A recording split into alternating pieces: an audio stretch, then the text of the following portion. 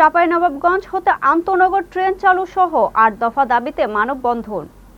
চাঁপাইনবাবগঞ্জ হতে ঢাকা অভিমুখে সকল আন্তনগর ট্রেন চালু এবং যমুনা রেল সেতু হতে চাঁপাইনবাবগঞ্জ পর্যন্ত নতুন ডাবল রেল লাইন স্থাপন সহ ৮ দফা দাবিতে মানববন্ধন, গণস্বাক্ষর ও স্মারকলিপি প্রদান করেছেন সুজন সুশাসনের নাগরিক চাঁপাইনবাবগঞ্জ জেলা শাখা। চাঁপাইনবাবগঞ্জ জেলা প্রতিনিধি মাহিদুল ইসলাম ফরহাদ আইটিভি বাংলাকে জানিয়েছেন, বুধবার সকাল 10:30টায় চাঁপাইনবাবগঞ্জ জেলা প্রশাসকের কার্যালয়ের সামনে এই মানববন্ধন অনুষ্ঠিত হয়। মানববন্ধন শেষে জেলা প্রশাসকের মাধ্যমে রেল মন্ত্রণালয়ের উপদেষ্টা বরাবর স্মারকলিপি প্রদান করে জেলা সুজনের নেতৃবৃন্দ।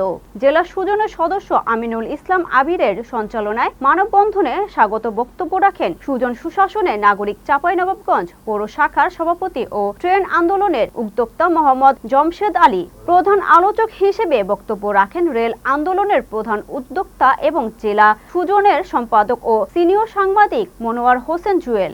অবহেলিত এই জনপদের মেহনতি মানুষের দাবিগুলো অত্যন্ত গুরুত্ব দিয়ে দ্রুততার সাথে সমাধানের আকুল আবেদন জানান।